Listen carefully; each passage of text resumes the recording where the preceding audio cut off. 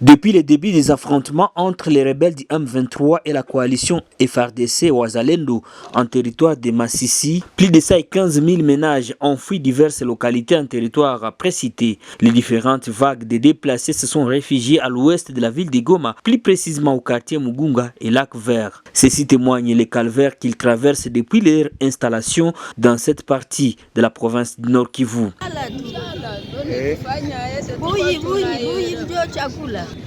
Hakuna, tuko masomo. Kukula ni kwa neema ya Bwana. Wote walikimbia. Ile Masasi. Tumekuja huku sie peke sasa tunaenda kule. La prise en charge alimentaire et médicale pose problème. Ces déplacés qui ne savent plus à quel sens se vouer plaident pour l'implication du gouvernement congolais et ses partenaires en vue de leur venir en aide durant cette période de précarité. Qui gère les affaires sociales, et donc c'est au ministère des Affaires sociales de venir en aide les déplacés et toute la population qui est en train de subir ces atrocités qui nous sont imposées par la barbarie des régimes de Kigali et Paul Kagame. Comme l'ennemi Cette femme de plusieurs enfants vit dans cette maisonnette construite en bâche. Elle passe la nuit dans des conditions difficiles, surtout durant cette période pluvieuse. Kwa masasi ya mingi kabisa na mabomu mbele ya chaka tunatoka na wako nasema mbwabia nikamata sana.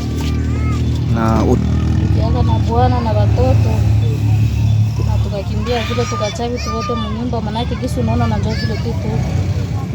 Ni maisha ya nguvu ni ya kutafuta tu. Manake mimi naishi kubidwa karga zote. Leo tulize niko nayo vile na himandale. Sasa niko nao kwa sai ni kusema bakuu watusaidie watuone huruma. Kama tunateseka kwanza mai ni hatari, wese hakuna. Kabisa na gisi ya kukula antukani kwa shida. Au-delà de la situation humanitaire, l'insécurité règne dans plusieurs camps de déplacés à l'ouest de la ville de Goma. Banakuya kama ni masasi saa ikesha enea saa 10 masasi nalia sote tunatawanyika. Mu maburende hakuna nafasi ya kukimbilia, watoto wanapotea. Miza mingi. Na wakimbizi ni mingi balishakuya mingi, chakula shakuwa ya kidogo. Na mai tuishakosa mai. Mai bama bako naanguka mulake, watoto baishaishia mulake. Juu kukosa mai mtusaidie bandugu.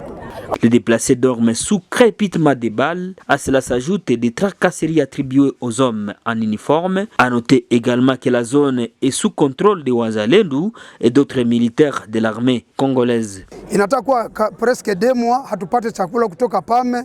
Sasa kitu ya magonjwa inasumbua watu sana hapa. Ukifika mu hospitali diarrhée nasumbua sana. Nous sommes sur la route nationale numéro 2 à l'ouest de la ville de Goma. Les déplacés se sont installés le long de la route qui mène vers la cité de Saké, où les rebelles sont présents dans les collines sur Plomba, la partie de Masisi. Une situation humanitaire précaire qui s'observe au moment où plusieurs voies routières qui approvisionnent la ville de Goma en vivres sont fermées. De leur côté, les autorités ont du mal à contenir cette situation. Le gouverneur militaire s'explique. En ville de Goma, la population reste résiliente en dépit de cette situation de guerre. La vie poursuit son cours normal. Rappelons que plusieurs produits en provenance des zones en proie à l'insécurité connaissent une hausse des prix à Goma.